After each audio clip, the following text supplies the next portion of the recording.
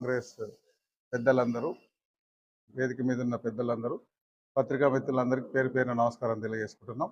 ఈరోజు ముఖ్యంగా ఈరోజు సబ్జెక్ట్ ఏంటంటే, మనం కాంగ్రెస్ పార్టీ అధికారంలోకి వచ్చి దాదాపు 7 నెలలుగా వస్తుంది. దానిలో భాగంగానే ఇంతకుముందు వనపర్తి నుంచి గెలిచిన ఎమ్మెల్యే రాష్ట్ర వ్యవసాయ శాఖ మంత్రి ఉండేది. అంతకుముందు ప్లానింగ్ బోర్డు వైస్ చైర్మన్ ఉండేది.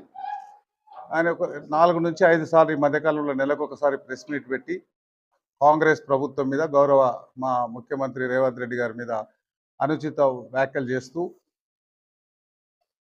అంటే అసందర్భంగా మన 100 ఏమంటారు ఎలకలను తిన్న పిల్లి తీర్థయాత్రలకు పోయినట్లు, ఆయన చాలా నిజాయితీ పరుడు అన్నట్లు, చాలా బుద్ధివంతుడు అయినట్లు, చాలా ఆయన ఇంకవన్నీ చెప్పలేని వర్ణాతీతమైన ఆయన గురించి చెప్పాలంటే పెద్ద 2-3 గంటలు పడుతుంది.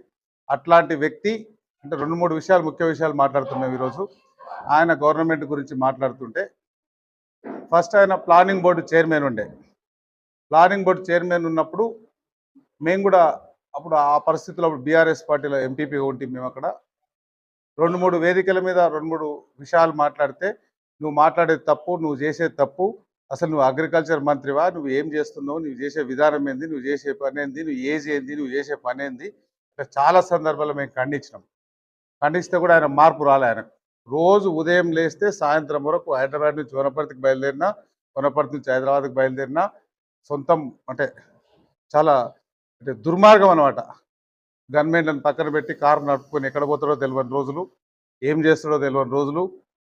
మేము అంతకుముందు ఎలక్షన్ల ముందు కూడా మార్చి 9 తారీఖు నాడు 2023 మేము బీఆర్ఎస్ పార్టీకి రిజైన్ చేసిన రోజు కూడా ఆయన గురించి చెప్పినాం.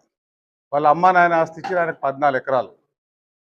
దాని తర్వాత ఆ కబ్జాలు చేసుకొని ఆ మాందాపూర్ అనే విలేజ్లో, కొత్తపేట అనే విలేజ్లో 14 ఎకరాల నుంచి 140 ఎకరాలు అక్కడ కాంపౌండ్ ఉంటుంది, కాంక్రీట్తో కట్టిన కాంపౌండ్ ఉంటుంది. అప్పుడు గౌరవ మిత్రుడు రఘు గారు అన్ని బయటికి తీసిన వీడియోలు పెట్టింది, మీరు అందరూ చూసింటారు. దాంతోపాటు కృష్ణానదిలో మట్టి తీసి 38 ఎకరాలు కొన్నాడు. తర్వాత వాళ్ళ బిడ్డల పేరు మీద, వాళ్ళ ఇంట్లో పనిచేసేటోళ్ళ మీద 100 ఎకరాలు కొన్నాడు. దాన్ని మొత్తం 140 ఎకరాలు అక్కడ కబ్జా చేసి కృష్ణానదిలో ఉన్న నల్లమట్టి అంతా 3 నుంచి 4 మీటర్లు ఫిల్ చేసిండు. అది కూడా మేము చెప్పినాం. దానిలో అది కూడా మొత్తం కాంపౌండ్, సీసీ రోడ్లు. ఒక రైతులు అంటే ఏదో వైర్ ఫెన్సింగ్నో కాంపౌండ్ వేసుకుంటారు, అది రైతు కాదు. అది ఆయన తెలంగాణ పెద్ద రైతు, అగ్రికల్చర్ శాఖ మంత్రి. ఆయన బాగుపడడానికి మాత్రమే చేసిండు, కానీ తెలంగాణ రాష్ట్ర ప్రజలకు ఏం చేయలే. అవి చెప్పినాం. దాంతోపాటు ఆయన పాస్పోర్ట్ మీరు ఎవరు చూసినా తెలుస్తుంది, ఆన్లైన్లో పాస్పోర్ట్ వెరిఫికేషన్ చేయండి. ఆ 5 ఏళ్ళైన మంత్రి ఉన్నప్పుడు ఏ దేశాలకు ఎన్నిసార్లు పోయిండు, ఎందుకు పోయిండు, అవన్నీ రేపు మళ్ళీ మేము సిఎల్పిలో కూడా మీటింగ్ పెట్టబోతున్నాం. ఇంకా కొన్ని ముఖ్యమైన విషయాలు ఆడ చెప్తాం. సో అట్లా ఆయన చేసిన పాపాలు 1, 2, 3 కాదు. ఏది చేసినా ఆర్టీసీ బస్సులో వనపర్తి నుంచి హైదరాబాద్ పోయే రోజుల నుంచి ఇప్పుడు ఆయన ఇంట్లో పనిచేసే ఆయన దత్తపుత్రుడు అని చెప్పుకునే ఒక గౌడ నాయక్ అనే అబ్బాయికి ఆయన bank turn over with proofs చెప్తున్నా, నేనేం అబద్ధాలు చెప్పట్లా. 40 కోట్లు వాళ్ళ ఆయన టర్న్ ఓవర్. ఆయన మన సురవరం ఫ్యామిలీ నుంచి ల్యాండ్స్ కొన్నాడు, పొలాలు కొన్నాడు. ఆ అబ్బాయి పేరు మీద ఫస్ట్ తీసుకున్నారు. ఆ గౌడ నాయక్ అనే అబ్బాయి పేరు మీద తీసుకొని దాని తర్వాత వాళ్ళ బిడ్డల పేరు మీద ట్రాన్స్ఫర్ చేసిండు. ఎవిడెన్సెస్ ఉన్నాయి, బుక్లెట్ ఉంది, మేము అన్నీ ఇస్తున్నాం. మేము సిబిఐకి ఇస్తున్నాం, ఏసీబీకి ఇస్తాం, ఈడీకి ఇస్తాం, సిఐడికి ఇస్తాం, అన్నీ ఇచ్చినాం ఆల్రెడీ. ఇప్పుడు మళ్ళొకసారి చట్టపరంగా మా ముఖ్యమంత్రి గారిని, సెంట్రల్ గవర్నమెంట్ ఉన్న అన్ని డిపార్ట్మెంట్లకు, ఎంక్వైరీ సంస్థలకు అంతా మేము ఇవ్వబోతున్నాం. ఎందుకు గౌడ నాయక్ పేరు మీద చేసి బిడ్డ పేరు మీద ఎందుకు చేసుకున్నారంటే 10 నుంచి 12 కోట్లు గవర్నమెంట్ నుంచి ఎస్టీ కింద వచ్చే సబ్సిడీలు అన్నీ వాడుకొని ల్యాండ్ సబ్సిడీ మార్చాడు. అదే ఆయన క్యారెక్టర్. 1-2 చెప్తున్నా నేను, ఇంకా చాలా ఉన్నాయి. అట్లాంటి క్యారెక్టర్. ఒక వేదిక మీద నాకు సమవుజ్జి కాదు మేఘారెడ్డి, ఒక ఎంపీటీసీ, ఒక ఎంపీపీ, ఆయన నాకు సమవుజ్జి అన్నాడు. సమవుజ్జి ఏందనేది వనపర్తి ప్రజలు నిరూపించారు. ఆయనకు 2018లో 52,000 మెజార్టీ వచ్చింది. సో 2023లో ఆ 52,000 మైనస్ అవుతూ 25,420 ఓట్లు నాకు మెజార్టీ వచ్చింది.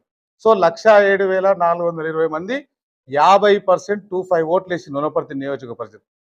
నీవు అన్ఫిటు, నువ్వు మోసగాడివి, నువ్వు చీటర్వు, నువ్వు లంగవు, నువ్వు దొంగవు, వనపర్తి ప్రజలను మోసం చేసినావు నువ్వు, నీ వయసుకు తగ్గ పని ఒక్కటి చేయాలని కర్రు కాల్చి ఆయనకు వాత పెట్టారు. వాత పెడితే వనపర్తి నియోజకవర్గంలో ఓడిపోయాడు. ఓడిపోయిన తర్వాత ఆయన ఏమనుకుంటున్నంటే నేను నెంబర్ 3, నెంబర్ 4 కేసీఆర్ ఫ్యామిలీ దగ్గర అనుకుంటున్నాడు. ఓకే, నువ్వు నెంబర్ 3, నెంబర్ 4 ఎక్కడ? ఫామ్ హౌస్లో మందు పోయినకే నువ్వు నెంబర్ 4ఏ నేను చెప్తున్నాం. కానీ ఈ వ్యవసాయ మంత్రి ఆ శాఖకు నువ్వు న్యాయం చేయలే, వనపర్తి ప్రజలకు న్యాయం చేయలే, తెలంగాణ రాష్ట్రంలో న్యాయం చేయలే. ఎవరికి చేసినావు? గండిపేట్ల మీరందరూ చూసినారు, అన్ని పేపర్లు వచ్చింది. 55 ఎకరాలు ఒక చనిపోయిన ఆయన పేరు మీద కబ్జా చేసినావు, పేపర్ పుట్టించినావు. A6 ముద్దాయి మిస్టర్ నీలంగౌడ్ అనేట ఆయన నీ శిష్యుడు. పెబ్బేరు సంతలు ఆయన్నే, వనపర్తి రాజగారి పొలములు ఆయన్నే, డీజిల్ బంకులు అప్పుడు వాళ్ళ అగ్రికల్చర్ నుంచి ఇచ్చే డీజిల్ బంకులు వాళ్ళ పేరు మీద బినామీ.